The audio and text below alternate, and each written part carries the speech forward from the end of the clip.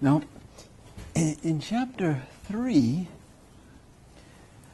von Hildebrand argues that love, though a value response, is a very particular and, in a way, unusual kind of value response.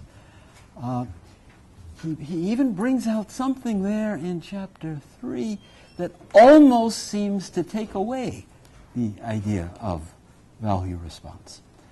So let me approach it like this. So far, in talking about value response, we hear about what the beloved person contributes to love, how the beloved person, through that unique beauty proper to him or her, awakens love. So the love somehow is engendered from the side of the beloved person. Now in chapter 3, von Hildebrand acknowledges that the one who loves contributes very much to the love. In fact, this contribution of the one who loves is so great, as I say, that one could almost think the idea of value response had been revoked. Now, what I mean here by this special contribution of the one who loves is most clearly seen in the love between man and woman, where a man loves a woman and loves her with this exclusivity, such that he can't love any other woman that way, and wants to share his life, in the case of a spousal love that leads to marriage, share his life with that one person. And von Hildebrand notices that this kind of spousal commitment is far more than what is simply due to the beloved person. You see, with admiration, the admiration is due to the admired person because of some excellence or other. But here, von Hildebrand notices this kind of spousal commitment that goes beyond all that could possibly be due to the beloved person. There's a certain excess of love. I had a lot of trouble with the translation of this chapter, and I sometimes used the term surplus. There's something here in this spousal love that goes so beyond what would be due to the beloved person that it looks like the lover is initiating something out of his own freedom, almost as if the value response and the groundedness of the love in the beloved person had been forgotten. You see, with the love of neighbor, you don't have this excess of love. Your service to your neighbor that expresses your love of neighbor, that's all due to the neighbor, given this God-given dignity that he has through the image of God. This love of neighbor is due to him, and you don't go, as it were, wildly beyond all that's due when you, say, act like the Good Samaritan does. But with the love between man and woman, and so this chapter 3 is especially important for our work on this love between man and woman in this seminar. It's as if, like von Hildebrand puts it, a kind of particular personal decision is made for the beloved person. A kind of commitment beyond all imaginable obligation toward the beloved person. And at the same time, von Hildebrand holds fast to the idea that the value-responding nature of love is not abandoned. It's not as if there's just pure arbitrary caprice here, but the sense of the beauty of the beloved person and my affirmation in love of that beauty, that's still the heart of the matter for von Hildebrand, but the response going so far beyond all that could be strictly required makes the value response very different. It's as if a kind of mysterious personal freedom enters in here with the one who loves. And so that is, as I understand it, the main new thought in chapter 3, and we could take some questions on that before I hand things over to Maria. Yeah, please, Jean. You say about love of enemy. Yeah. In that situation, nothing is due in a sense. Yes. Could you argue that the love there was like surplus? Yes, yeah, that's an interesting case, the love of enemy, and whether you don't somehow also go beyond all that's due by freely canceling out by forgiveness the offense that your enemy has committed. Yeah, that perhaps shows that it's not just the love between man and woman, and perhaps even in the case of friendship, where you enter into the friendship and form this bond that you can only form with a few other people. I think von Hildebrand sees something of this excess of love, this almost reckless superabundance of giving oneself to the beloved person. But always mindful, he says, of this value foundation, this foundation in the beauty of the beloved. I mean, you can see that it must be something extraordinary, something in excess of everything obligatory, because it would be very strange to say that, the beauty of this person demands from anyone who sees it a spousal commitment. That would create quite a bit of confusion and conflict in the world if that complete spousal commitment were the due value response on the part of everyone who is aware of the beauty of that person. So it clearly, it's here in the realm of what in ethics they call the supererogatory, something that goes beyond all obligation. And so von Hildebrand says that's a special contribution of the subject, of the subject who loves. So there's not just the contribution of the beloved, the sight of whose beauty awakens the love, but also this contribution of the one who loves and who steps beyond all norms of obligation in this totality of self-giving, especially in the case of the love between man and woman. Yeah, please, Chase.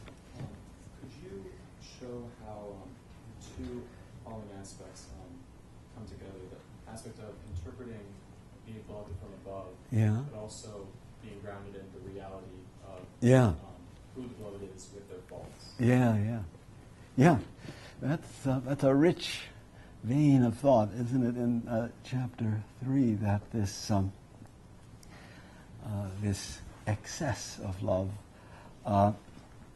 also shows itself in what Hildebrand calls extending a kind of credit of love to the beloved person. And that means somehow seeing the real beauty of the person as being the real self, and all the faults of the beloved person as betrayals of that real self. So that way of reading the faults of the other as somehow not really belonging to the other, really foreign given the inherent goodness of the other. That is another expression there of this going beyond, what's due. See, by contrast, the value responses like admiration or veneration are very carefully measured and controlled by a particular value, and every right-thinking person ought to admire what's admirable and venerate what's venerable. But here, with love, there's an opportunity to go beyond what every right-thinking person ought to do, in a certain extravagance almost of commitment to the beloved person. So he wants to hold together this mysterious decision for the beloved person, along with the rootedness of the love in the goodness and beauty of that person. So, yeah, Dr. Federica. Would you make at this point a connection, or would it be appropriate to make a connection between this aspect of love and the new definition of love you define in Gaudium et Spes? Yeah. First time theoretically at that level. Yeah. That What is that definition in Gaudium et Spes? marriage as the mutual gift Yes. of self. Right. Because of Yes. Right. which is a completely new dimension on Right. a theoretical level. Seems Right. to me that, well, I don't know, would you connect that? I would. Yeah. That spousal self-giving is a perfect example of this excess of love. This reaching far beyond what simply due to the other. Hildebrand's not a heretic. That has been alleged in connection with his works on marriage, and we'll explore that one when we get to it at the end of the week. Yeah. So, I don't know if there's more here. You can bring it up later if you like. I think then at this point, I really am finished with what I had promised to do on the syllabus, and now Maria should take over.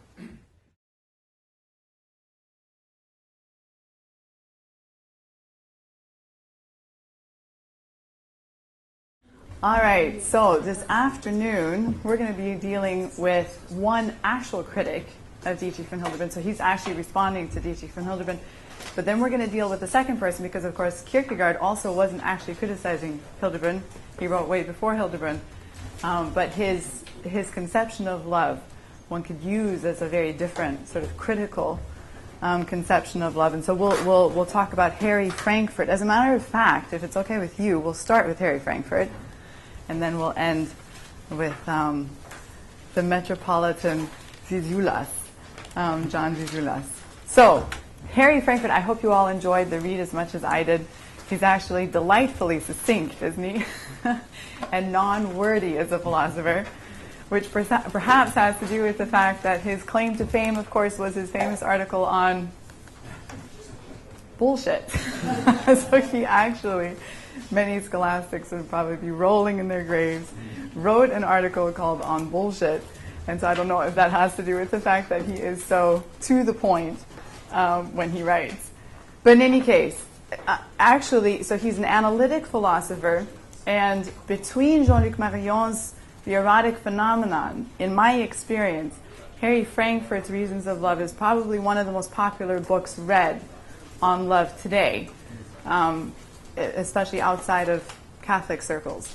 So it's very interesting to actually have a look at this in this context. So I'll begin with, Harry Frankfurt talks about 4 characteristics of love. And I will begin with those because, in fact, at first sight, there seem to be very many parallels between him and Dietrich von Hildebrand. And then we'll go to some of the key differences and divergences. and then maybe discuss a few of those, also looking at maybe some conflicts in Harry Frankfurt's own text. So that's the plan for Harry Frankfurt. So the first characteristic of love is that he says love is most centrally a disinterested concern for the existence of what is loved and what is good for it. So it's a disinterested concern for the existence of what is loved and what is good for it, for the beloved. So this is page 42. And so he talks about how the lover seeks what is good for the beloved, for its own sake, and not merely for the sake of some ulterior purpose. Now this sounds very much in line with what Hildebrand is saying, of course, in the Intensio Benevolentia, that characterizes as central to love. Yeah? So that we desire what is good for the beloved.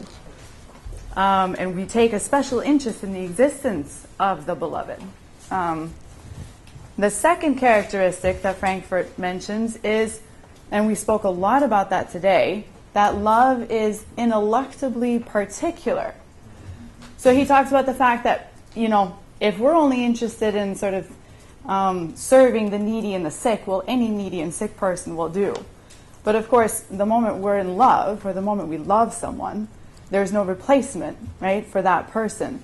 So on page 44, he says there can be no substitute for the beloved. The beloved is ineluctably particular. Now, of course, Hildebrand talks about that extensively, and we spoke about that and investigated that in our discussion this morning. So how John Crosby, of course, pioneers this term incommunicability even more, where we talk about this uniqueness of the beloved and how we see as the lover that this beloved is so unique. Yeah, and that they even put personal stamps on the most universal characteristics, Hildebrand would say. The third point, the third characteristic for Frankfurt is that the lover identifies with the beloved. So the lover identifies with the beloved. He takes the interests of the beloved as his own. So on page 61, he says the lover is invested in the beloved. He profits by the successes and its failures cause him to suffer. And of course, we see that in Hildebrand as well, those of you who have read ahead, yes, where the beloved takes, and even in that credit of love, the discussion when, or where we see, and that, Chase, that was your question, where we see the shortcomings of the beloved as their failures as shortcomings of who they ought to be, and we suffer with that. The reality check is, of course, we can't deny that they have those faults, but we see the potential, and we see somehow what and who they ought to be, who they have the potential of being. The reality that grounds us, and yet this suffering that we do experience when we love someone.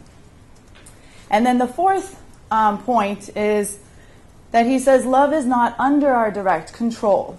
So what we love is not up to us. It's not a matter of choice. In loving, we're subject to a kind of necessity that limits and constrains the will. And love is also not dictated by reason.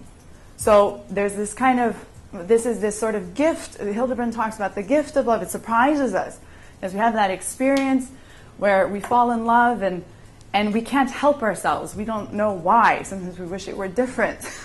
We wish that this was not the person that we had fallen in love with. And yet somehow, yes, we find ourselves in this relationship with the beloved. And that it is not dictated by reason. So it is not that reason is the one that is dictating or leading reason. Hildebrand would agree with that as well. We'll hear more about that tomorrow. So we see that there are, in fact, quite a few parallels between Harry Frankfurt and Dietrich von Hildebrand, at least on the surface level, there seem to be. But then, of course, there are very important points of divergence. And so I'll open the discussion for you because I'd like to involve you since it's the afternoon, coffee or no coffee. So what are some of the really crass points of divergence between Harry Frankfurt and between Dietrich von Hildebrand? What stands out? Especially if you keep in mind, of course, chapter 1, where Hildebrand says that love is a value response. What is Harry Frankfurt's conception of love? What does he say? Remember? That love conveys value, right? That love is what conveys value. Very good. So Harry Frankfurt is very different now from Hildebrand, because for Harry Frankfurt, love is not a value response. Love is not motivated by a value that is inherent. Now remember, just as a reminder again, for Hildebrand, value is something that is intrinsic. It is a good that is intrinsic to the being. Yeah? It is not brought from the outside. And for Harry Frankfurt, that is not love. As a matter of fact, his The Reasons of Love, yes, is the title of his book. And so he says love has no reason. Love is the reason for love. So it's very interesting, his answer to himself. Yes. So on page 37, he says, love is itself, for the lover, the source of reasons. It creates the reasons by which his acts of loving concern and devotion are inspired. So, love is itself for the lover, the source of reasons. It creates the reasons by which his acts of loving concern and devotion are inspired. So it's very different than Hildebrand's conception. And he does appeal to an experience on the next page, on page 38, that is not foreign to Hildebrand. And it's even, I think, come out in the discussion this morning, where he talks about it is entirely possible, he says, for a person to love something without noticing its value, or without being at all impressed by its value, or despite recognizing that there really is anything especially valuable about it. Now, I say that it kind of came up implicitly this morning, even though there's more room for discussion how Hildebrand treats that. But so for Frankfurt, this especially, and we'll talk more tomorrow, because tomorrow we'll be talking about the heart and affectivity and the relation of affectivity in Hildebrand to value.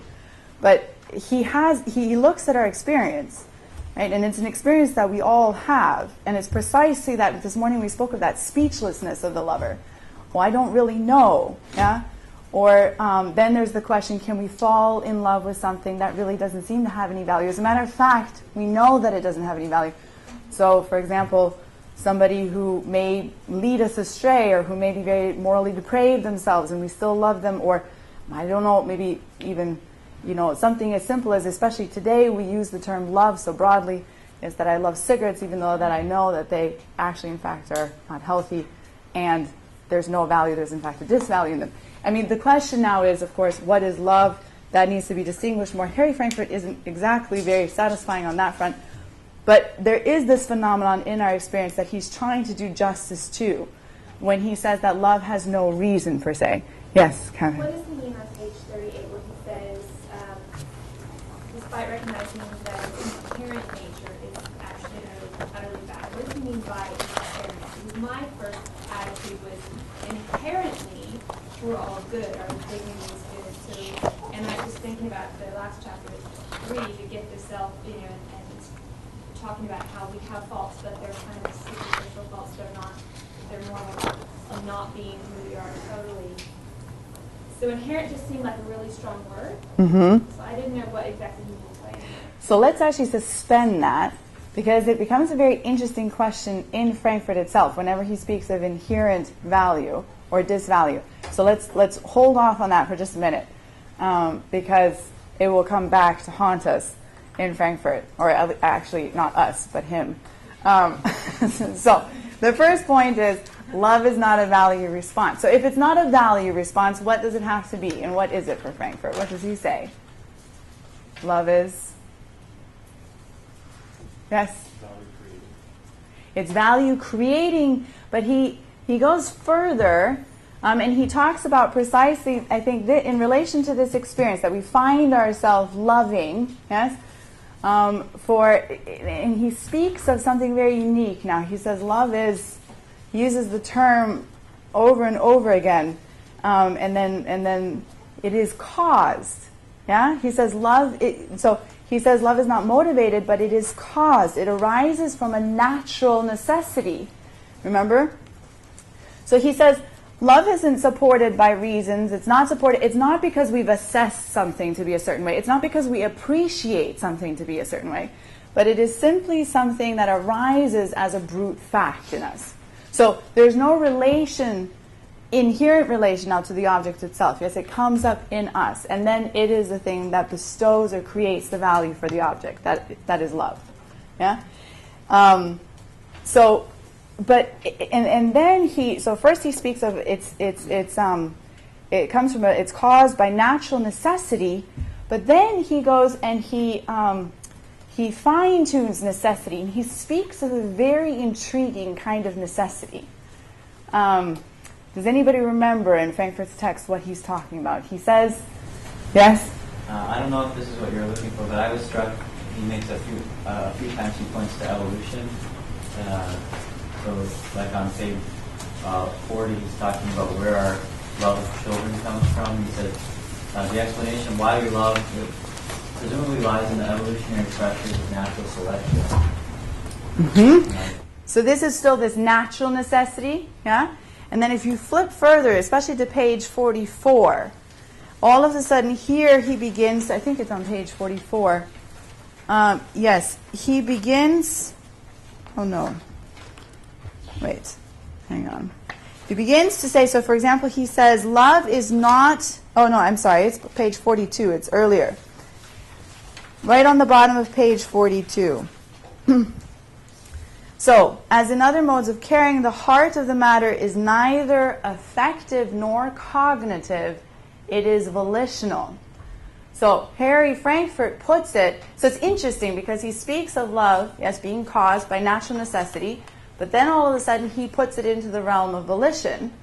And then, later on, he talks about volitional necessity. That must have struck you as odd. It definitely struck me as odd the first time I read it.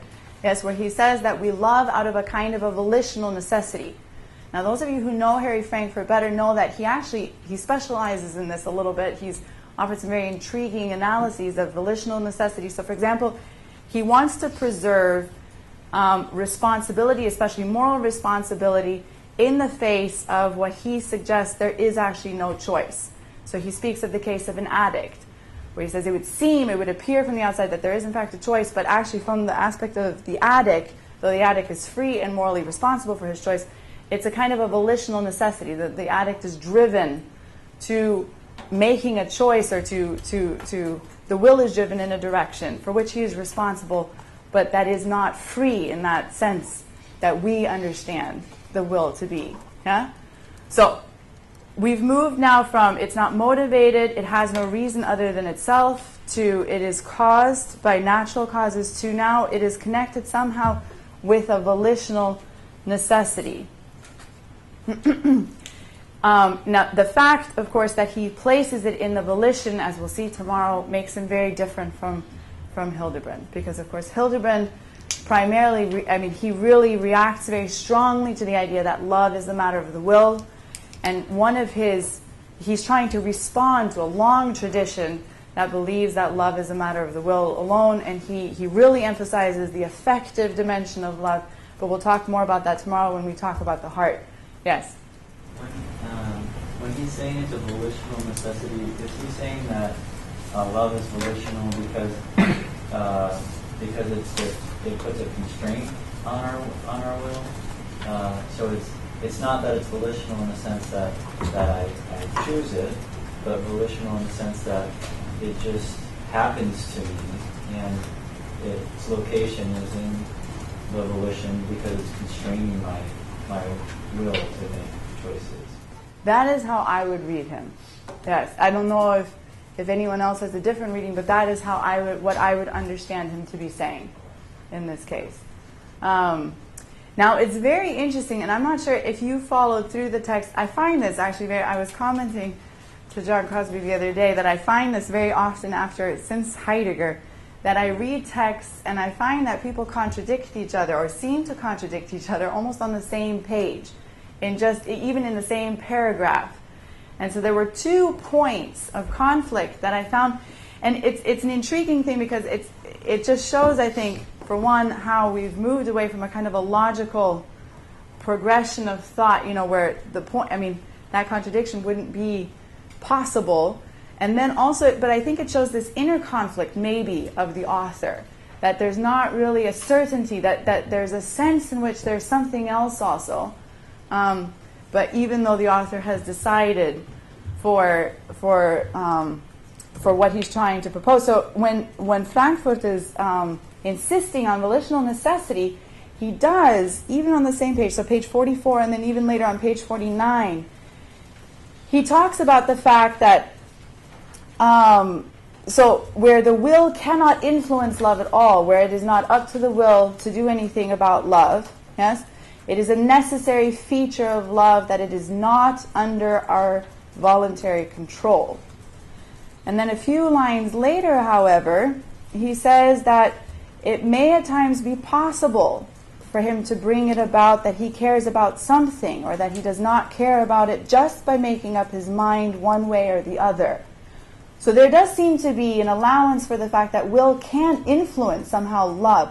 So on the one hand, I think that Frankfurt really is trying to focus on this necessity, that it's not that we are, yes, we find ourselves in love without this explanation. He's really trying to focus on that, and yet it seems as though he also wants to make allowance that somehow the will sometimes can influence. Later on that page, though, he then again says, with regard to other things, a person may discover that he cannot affect whether or how much he cares about them. So that it seems like there again the will has no say or no jurisdiction at all over. And it's an intriguing to me passage because, as we'll see tomorrow, Hildebrand talks about the will or freedom in particular in relation, and we'll see the difference tomorrow, in relation to love. And he speaks about this ability of freedom to influence love, which is very intriguing in Hildebrand. And it seems as though Frankfurt is trying to, or it seems to me at least, that there are moments when he wants to make an allowance for that, but then other moments where he reverts to, no, he really wants to stick with this volitional necessity. And the other one, and this goes back to your question, Catherine, is the one precisely on inherent value, where on the one hand, he is talking about the fact that we create the value. He talks about the fact that we through our love, yes, invest the value. And so he says, the particular value that I attribute to my children is not inherent in them, but depends upon my love for them. Yes? But then later on, for example, on page 42, he says, it is in the nature of loving that we consider its objects to be valuable in themselves and to be important to us for their own sakes. So he doesn't seem quite decided, or at least not quite clear even in himself, that there isn't, I mean, he does refer to this inherent value. And then he says, the fact that my children, in page 51 later on, the fact that my children are important to me for their own sakes, there's the additional, so for my own sakes, there is the additional fact that loving my children is important to me for its own sake. So he doesn't entirely want to abandon the idea of something that's important for its own sake. He's not willing to entirely let it go. And so it makes a funny appearance. It seems to sort of appear at moments when you least expect it, and he's not entirely clear on what it is that what it is exactly, or what the distinctions are. Perhaps maybe that's the problem, that he doesn't make the distinctions between the different kinds of love, or different experiences. It's such as that he's almost too succinct in his explanation. So that was just sort of an overview of some points in the text, some points of convergence, some points of divergence, in the sense of, for me to remind you of the text, help us to get back into the text. But I'd like to open the floor for discussion now, since it is a seminar style, to discuss Frankfurt also in relation to, so points maybe that I have not raised, and we can return to your point, in Frankfurt that seemed puzzling, how Hildebrand might respond to Frankfurt, or how he does, what he would say if you put the two in dialogue with each other. And then also maybe there are a few questions that, depending on where our discussion goes, I'd again like to bring to the fore and see if we can try to explain those in Frankfurt. So is there anything that we've said thus far that as you were reading the text, or now that we had this beautiful introduction to Hildebrand in the morning, do you see how he would respond to Frankfurt, Hildebrand. Are you intrigued with anything in Frankfurt that you see that there's no place? Are you kind of missed it in Hildebrand this morning? Yes. Catherine, yeah. Yeah. Well, when you used the inherent thing, and then you brought up, you reminded me of the child, because the parents love the child. That I had written a note on there too. That again, my concept of inherent is the value that God gives us, that we have by our mere existence as a human. And so I disagreed with him, and I'm thinking maybe if I understand your value response right, that a child has that value because of their, what I would call their inherent dignity, their value as a person. So that is in existence before the parent grows to love them. You know, the moment they're conceived, they have that value, whereas a parent will grow to love them as, you know, they find out they're pregnant, or as they know them as a child. And it is the understanding of the value response that a person is responding to that inherent value. So precisely, I think that, so value is that goodness, that importance that is in the thing itself, yes?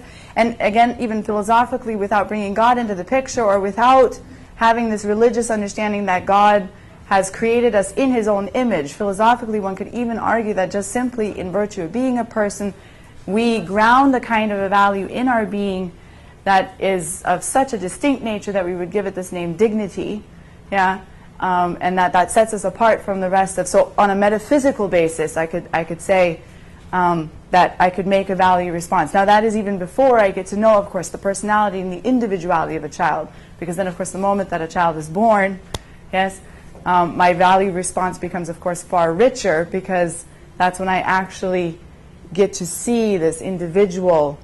Yes, this unique being that surprises me over and over from where this individuality comes from. And then I can then respond even more deeply to that, yes, which of course is not possible when I'm pregnant. So yes. So inherent, whenever the author speaks of inherent, precisely, it would seem as though he's talking about something that is in the thing itself, yeah, which it almost seems like he needs to make up his mind. Is value now subjective? So does it come from me and my love? Am I investing? Yes? Or is it inherent in the thing?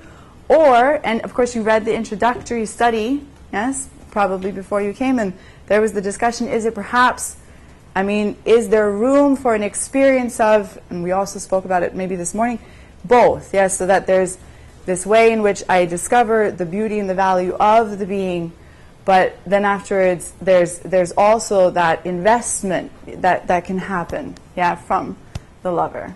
So it's interesting, yes, but it's very. They're dealing with the same phenomenon. I think they're dealing with the same experience of love. Yes.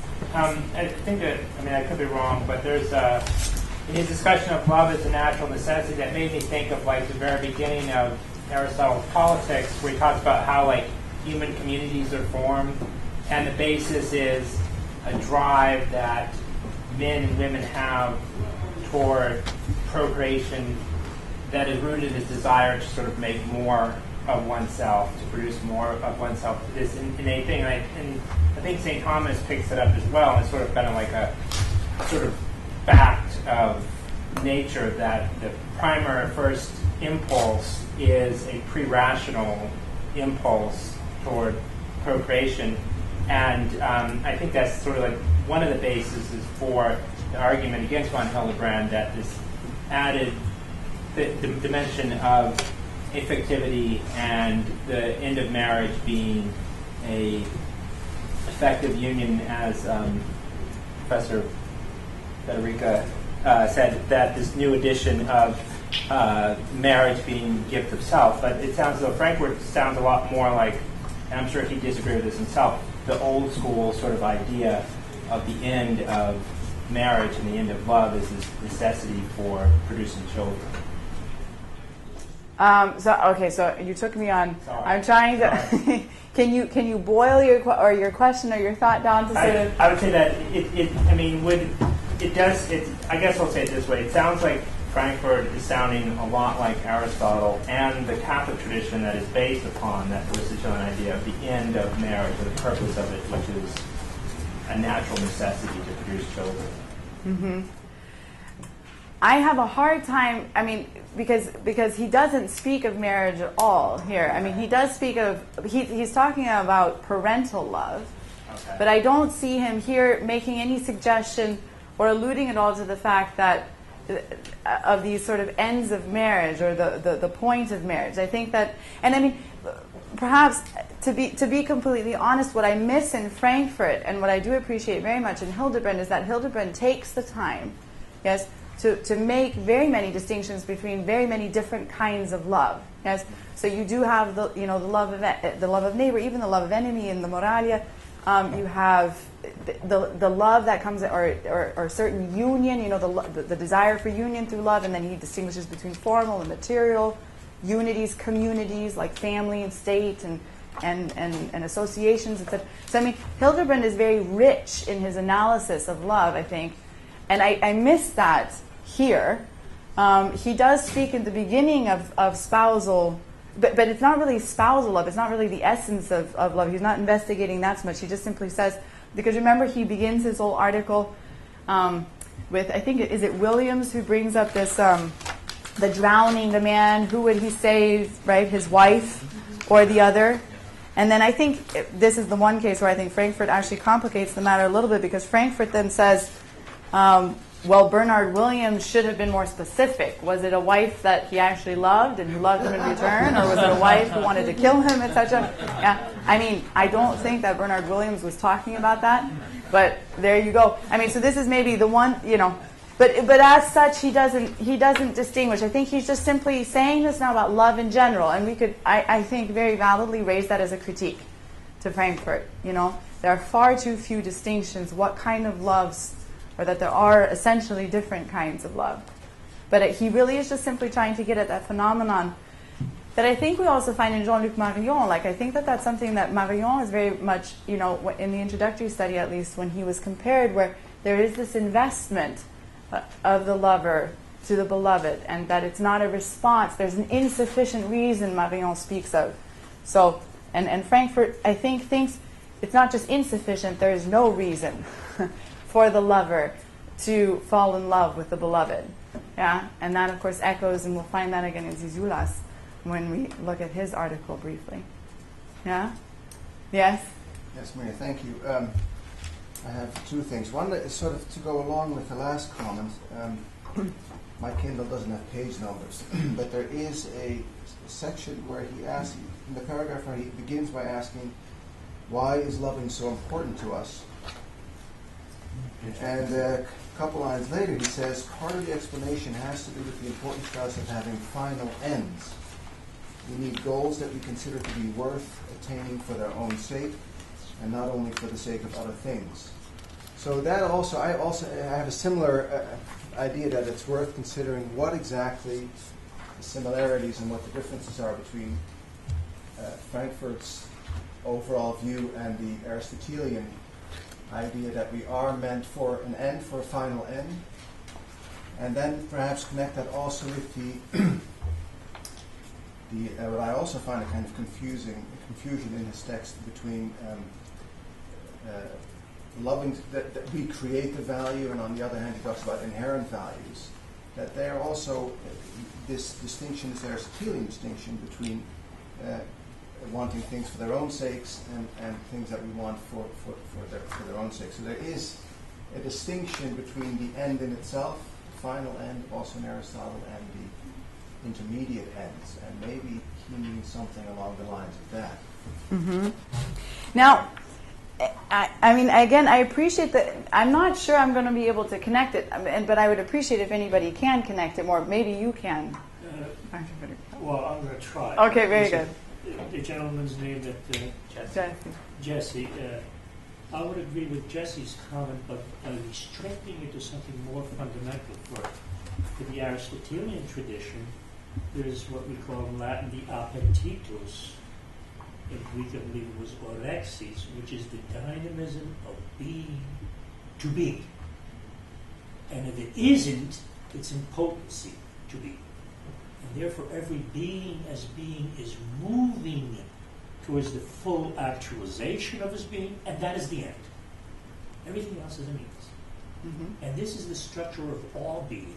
You find that in Heidegger, you find that in Hegel, and so on. Fulfillment and self-actualization. Von Hildebrand rejects that as the basic meaning of a personal will.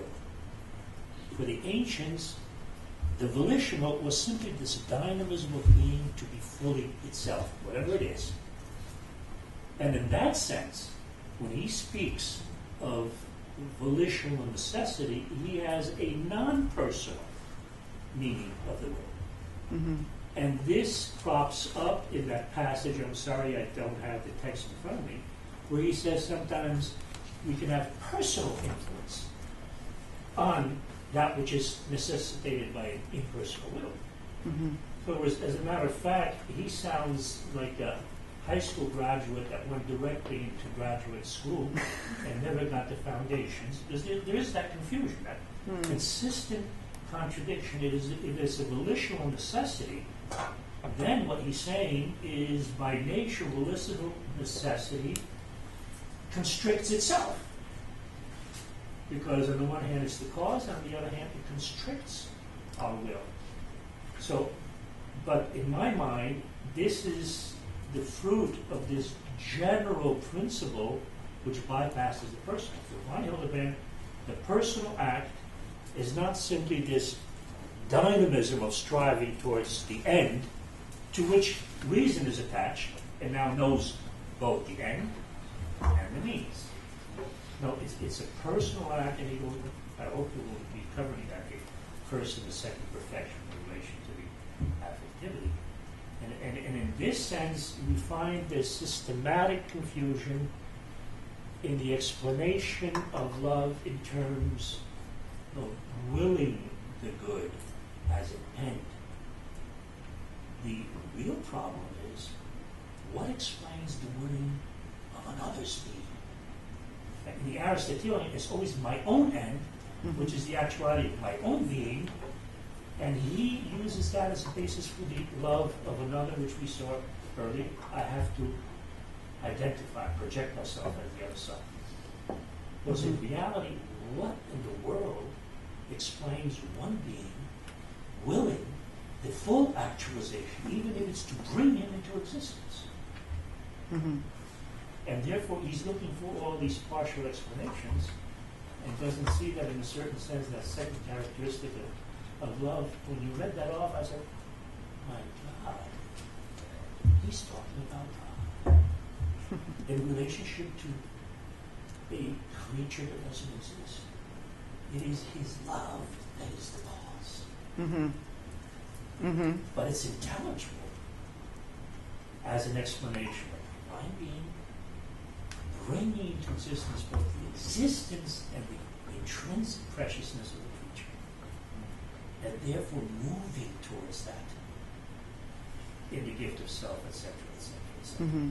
So I think the reason I'm saying this, there is a method in the thought patterns of a man such as the author. There is a fundamental theme. I think von Hildebrand hits it precisely by the distinction between subjectively satisfying and benefit and value. Here you have a transcendent being, which is already actual, and it moves me, which is entirely different from the movement of my own being towards my own fullness of being. Mm-hmm. And that breaks open this whole attempt to explain the world and friendship as a function of self-love, which is the core of the metaphysics of love and the Aristotelian tradition. The love of self now is simply projected. The other is an alternate self, and therefore I move towards something, which is really towards myself. So there's no movement towards the other if you do not have that conceptual identification of the value intrinsic in the object. And not important for me as intrinsic, that's a contradiction in terms. Von Hildebrand would say the importance is intrinsic.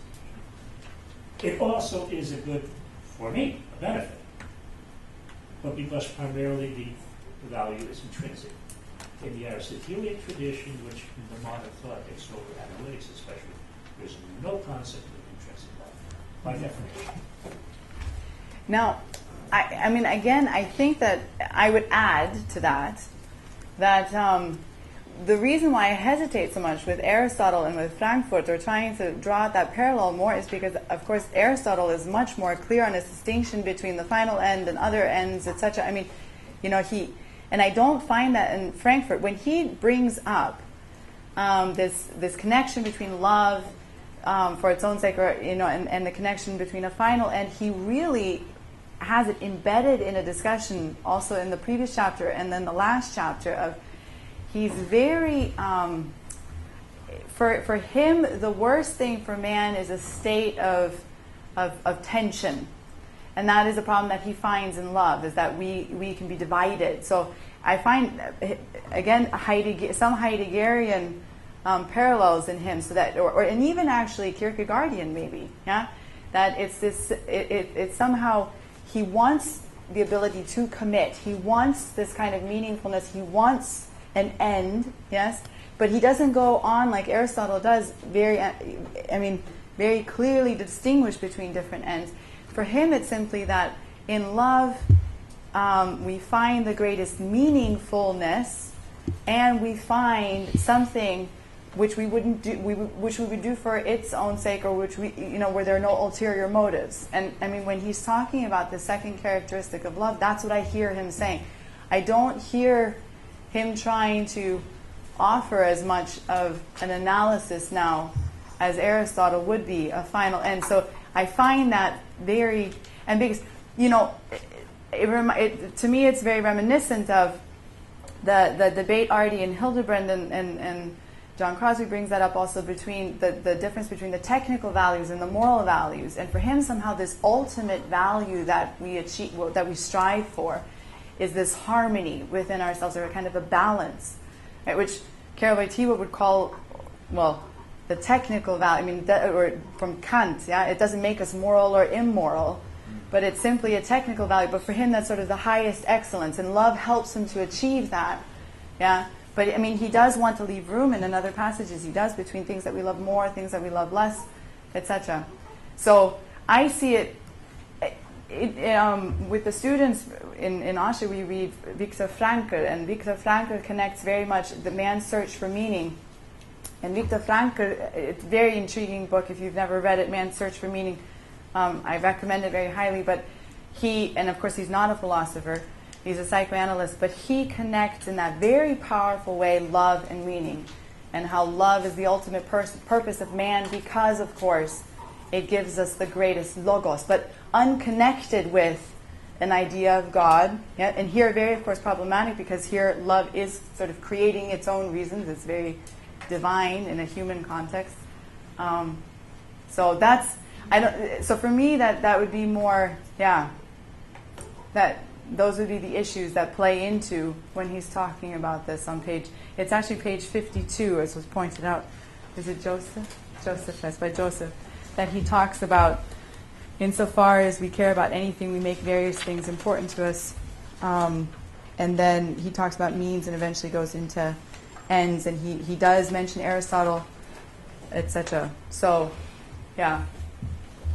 I don't know if that answers your question sufficiently. It in part helps me to understand somewhat what he's trying to say, even though I know it's very different. And so,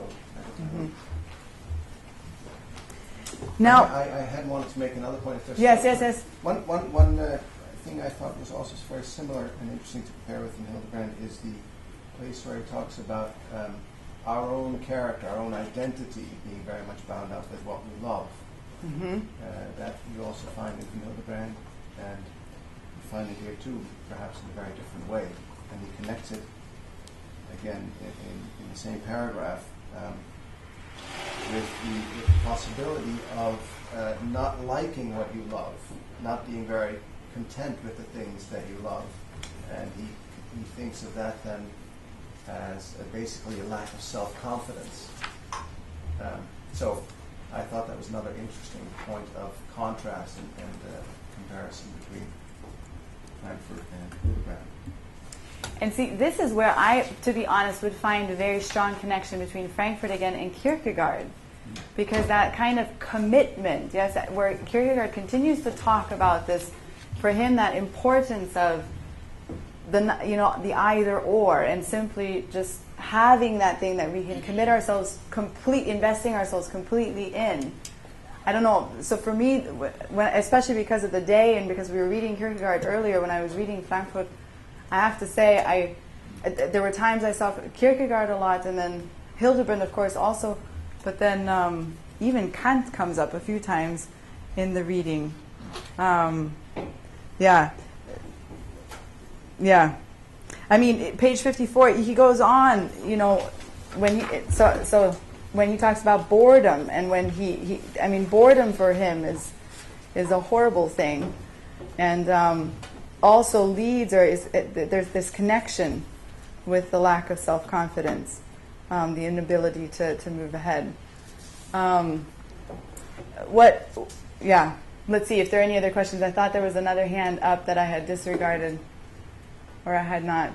Yes? It might be interesting to pursue this basic difference between the two thinkers, in that for Hildebrand, love is motivated, and for Frankfurt, in the end, it's cause. And cause at the level of biological causality, as he says a number of times. And to unpack that difference between what is motivated and what happens in us by natural causality, that would maybe really get at the different vision of the human person in the two thinkers. And you know all about that difference between motivation and natural causality, but that's, I think, at stake here. And that's why there's no value that's first understood. The love isn't motivated in the first place. It's a thing of natural biological causes. That's how I read him. So what do you think? How would you explain this? What are your thoughts on the matter? Yes? Well, I was taken with on page 43, among relationships between humans, the love of parents for their infants or small children is the species of caring that comes closest to offering recognizably pure instances of love. So pure love there. And so he's acknowledging that, and then on page 51, he notes that whatever the burdens and distresses, so it seems very fickle to me is what I'm saying, that of loving my children may in the course of time have brought me, my life was notably altered and enhanced when I came to love them. So it seems to be that there was this great love, and then as they began to fulfill, grow in their persons, then he reflects back. So it seems to be that it's not consistent. This love, and that, and then the objectifying would be one thing that leads people to have children is precisely the expectation that it will enrich their lives, and just simply give them more to love. When you brought up the children earlier, I reflected on that I had read that, and I found that to be a contradiction. So let's shift back, because the children will come in, because of course the love for the children is certainly one dimension of love. But what is it? What is sort of this difference between Frankfurt and between Hildebrand, between the love being motivated and the love being caused? I mean, how would you explain the two? What would you see to be the relation? Why might there be such two different also explanations of love? Yes, can we find any? Well, so motivation, there's the values in inviting a response, and von Hildebrand talks about how the will still has to sanction an affectionate response, where if it's caused, there's no sanctioning of an effective response. It's something that's happened to me, and I'm not able to. In fact, he says it's a restriction on my will.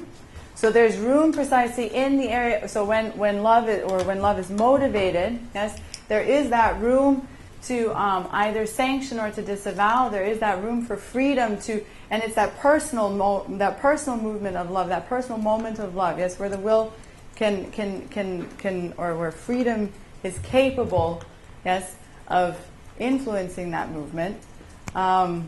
What might, so very good. Was there another hand, sister? Did you have your hand up? No? So what else do you see?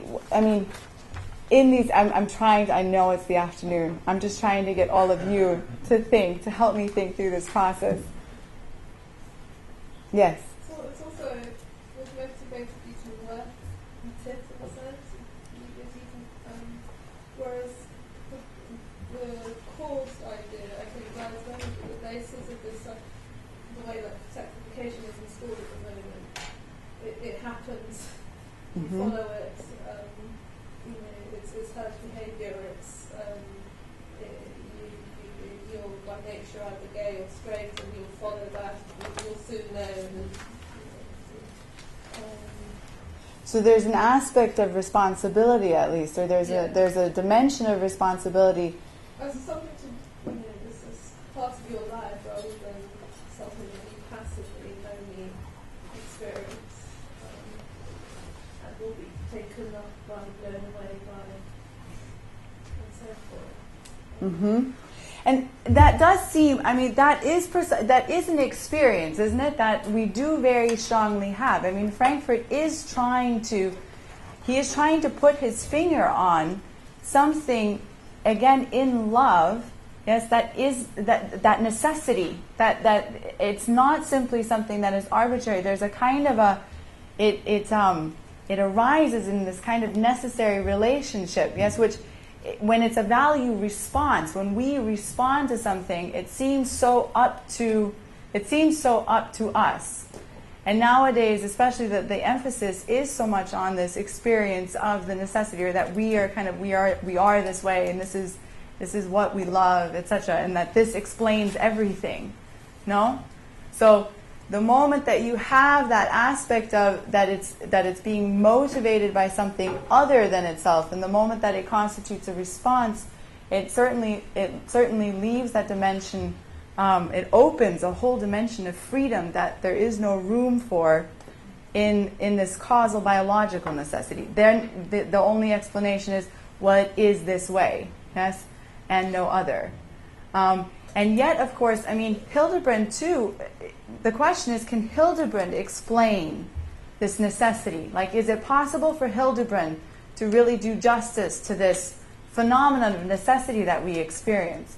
And it would seem to me that Hildebrand does have room, because, for example, when he talks about the affinity, the love that comes on this sort of the basis of this deep connection that somehow we experience with the person, that there's an affinity that just grants me a special, particular access to one individual over and against an access that anyone else might experience. And so, and even with parents, that in parental love, that there is this love for the individual child. There is this response that I can't help but, yes, love this child as this particular individual. So it seems to me, and I don't know if that's what you were trying to get at, John, that that this emphasis that Frankfurt has on the necessity, or this kind of, which he attributes to the biological necessity which constrains the will, that it's a very important dimension of love, but it's something that it's not something that where there's no room to explain it in Hildebrandian terms. That there is a way in which Hildebrand too grapples with that, and but in a very different way explains that. I don't know, that concept of the affinity between persons goes a long way toward showing a kind of destiny of two persons, say, for each other, but without invoking the merely biological causality. Mm-hmm. Right. and also, I mean, with the whole discussion this morning on the uniqueness of that there doesn't seem to be room in Frankfurt for that. Yes, when he's talking about the love that a parent has for his children, there doesn't seem to be sort of that room for this uniqueness, this incommunicability that is so critical for Hildebrand's love. That somehow we have this axis that this particular person is set apart entirely from all others. Yeah? And that justifies why I love this child more. Because Frankfurt is very concerned with that. Why do I love my child more? Yes, because that doesn't mean, or it doesn't seem to mean, that my child is worth more than other children. So his language sounds very much like what we were discussing earlier today. Yes, and the point is not that one child has more value in a kind of a universal sense than another child, but the point is, again, Hildebrand would want to respond that one child has such a this unique value to which I have such a unique access that I can and I am justified in, because I have this access, loving it more. So the more referring to my love for the child. Yes, not to say that one child has more worth or more value. Yes, but simply that my love is more because I have this rich, unique, deeper access to this individual, which I may not have to a child that is not my own. So as a parent, I'm granted a unique insight into the value of my child. Yes, but because we're not talking about universal value, so we're not talking about a common value, we're talking about a highly personal, individual value, according to Hildebrand, as he would allow for this, I can love my wife more, and I can love my child more, and that is perfectly explainable in these terms of value response. I don't need to resort to the language of necessity. I don't need to resort to the language of constraint in this way. So I see that, yes. Let's see, John first, and then I think he beat you to the to the punch. Yes. I'm older, slower. I wonder if there's not a difficulty for Von Hildebrand with parental love. You know, Von Hildebrand's prime paradigm for love is the love between man and woman. Frankfurt's prime paradigm is parental love. And if you consider this preferential character of the parental love for your own children, I can't help wondering whether part of the reason for the preference of my children is the fact that they are my own. So it's perhaps not just that I have a special access to them and see the value and can therefore use the whole value response idea and keep it alive here with parental love, but before I even know them, or if they're very ununderstandable to me. And there's maybe stages of development where I have no access at all to them. But there's still this preferential love that is based on the fact that they are my own. And the difficulty for the Hildebrand would be that this would be a basis for love, which is not just value response. It would be this other factor, that the child is my own and entrusted to me thereby, which is a co-cause of the parental love, over and above the pure value response. So it wouldn't be a fatal objection to the program, but it would mean that the value response analysis goes only so far with parental love and needs to be completed by another factor peculiar to the parent-child. I think the value, that's very much like there. I think the value response is actually very, very central to parental love being healthy, that you do respond to the child as a gift. And there are all these parental loves that we can encounter, especially in the age of 5 years and so forth, where the child is something just to fulfill a gap and gaping hole. But that's that has disastrous consequences, as children grow up and are more and more individual and need to move away from their parents. It would be great to develop von Hildebrand specifically in applying it to parental love. But I wouldn't say that we needed to depart from von Hildebrand.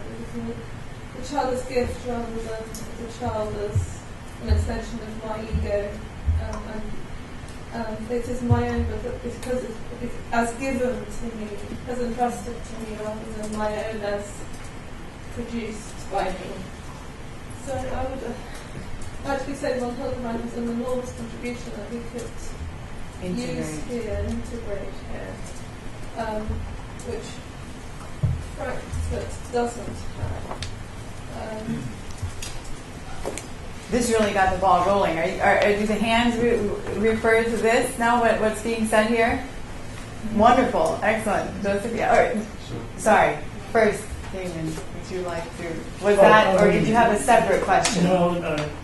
The last contribution you made was, I'm sorry, Maria dovetails with what I wanted to raise as that extra factor. I want to go back to this notion that love is something we cannot help. This phrase is too general and too abstract because it can be said of two entirely different experiences. I cannot will an effective experience into existence. So my being moved by the beauty of somebody is something I can't help. Now somebody comes along and says, that constrains you. That's a confession of his experience. He doesn't understand love in terms of a value response. Why? Because that same experience I can't help but be moved by, and that's the beginning. The value moves me. Can be experienced as liberating, not constrained. And that's one of the essential points that I think von Hildebrand makes about the difference between subjectively satisfying, which we haven't talked about, and value. I'm thrown back upon myself, I'm constrained, I'm imprisoned in that which pleases me when I choose satisfaction as the motive. I can choose it. Mm-hmm. Whereas with the value, it appeals to me, to my will, and it liberates me. So when I experience a liberation, in the experience of something I can't help loving you, but what a liberation means, I have been moved by value. Whereas in the case of choosing subjective satisfaction, it has appealed to me, I haven't been moved by it, but I have yielded to it. I have lost my freedom. So coming back to the whole question of will and not being able to, we do have the experience of liberation, but to take it a step at that very point, I think it's necessary to add that the value is experienced as a gift. Mm-hmm. Not only the child, but any value. The higher the value, the greater the value, the more profound the beauty, the more I am captivated by, paradoxically, I'm liberated. Mm-hmm. It's a gift. And that's the category that I think has to play in the amplification of von Hildebrand's historical, monumental distinction between the value and the subjective satisfaction, because the contrast is right there. The one enslaves, bores me, exhausts itself when I choose satisfaction. The other one enriches me. I'm never tired of it. I'm never bored by it. But because it's a gift, and a human cannot initiate the gift. I can't help but be confronted with the gift. At that point, the steps unfold. Mm-hmm. Do I continue the response not just by receiving it, or do I receive it and keep it for myself? Mm-hmm. Or am I willing to respond with the effective heart and go out of myself? So in that sense, I think this whole notion of motivation is cast into a completely different light when we abandon cause and effect and turn to the movement of the soul, which begins as a gift from in the other, even if she doesn't know about me. Mm-hmm. I'm moved. And at this point, do I keep the joy and fulfillment for myself, or am I willing to follow out the attraction? She attracts me. Mm-hmm. It's not my will to move towards, to make a move on her, as the guys would say nowadays. No, I can't help but be moved. And again, here in that Frankfurt, it's my being is in motion, but myself has to be in it too. So my soul is ecstatic, it's drawn out of me, I'm attracted, I'm filled. There's that qualitative dimension of and breathing out, breathing in, and breath, but it has to be my movement. Because if I make a move on her, and she says, why are you moving at me? And I say, because I'm attracted. She says, that's not your motion. It's my motion. I am the cause of that move. And a lot of guys allow themselves to be moved. They fall in love. They fall into bed. They fall into marriage. Maybe not in that order. But it's never their own movement. And this is, in that sense, I wanted to confirm the importance of the notion of a gift, because here it's connected also to the notion of ownership. As a contingent creature, I can own as mine only that which is given to me. Why then do I act as if it's not given? And that's our author. He has received something, he wants to hold on to it, but then he acts as if it was not given to him, but produced by his object, his creation. So in that sense, I concur completely with Maria. The child, not only the child, any value, but especially the value of the spouse, has to be recognized as a gift. And John Paul II makes that monumental distinction between receiving a gift and appropriating. But key here is the ownership. The feminist, I think, is absolutely right. It is a question of being my own woman. But now, dear, that you own yourself, what are you going to do with that stuff? And she's not going to do that. So, very good. So we have the interesting discussion that we have going, but we're going to make a quick break for coffee. I believe that's what is being. But really quickly to summarize. So the question is, in Hildebrand, can we find some way to explain this parental love, this model of parental love that Harry Frankfurt has? And we had the suggestion of the gift, and we had the discussion of it's a question of what does constraint mean, and can we interpret constraint in a different way than he does? Same experience, but in a different way. And so the other hands that were up, we're going to get to after coffee, which, if possible, maybe we could reduce to about 10 minutes, because then otherwise we will not get to the very interesting rest of the discussion, and then also to the next text. So enjoy the coffee, and we shall return.